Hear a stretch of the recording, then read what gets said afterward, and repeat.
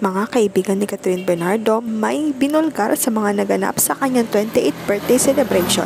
Halina't panoorin natin ang buong detalye.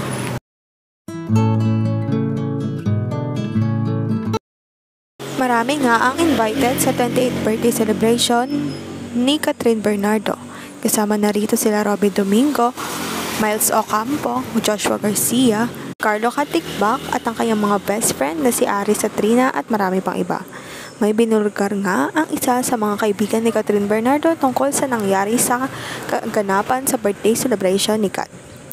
Ayon nga sa kanya, "Hey Kat, wishing you the happiest of birthdays. Thanks for being such an awesome friend and muse. You deserve all the best things life has to offer.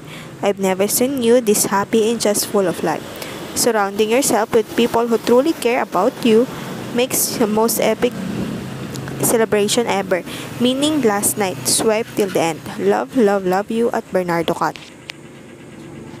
Ayon nga sa kaibigan niya, ito daw ang pinakamasayang birthday ni Catherine Bernardo.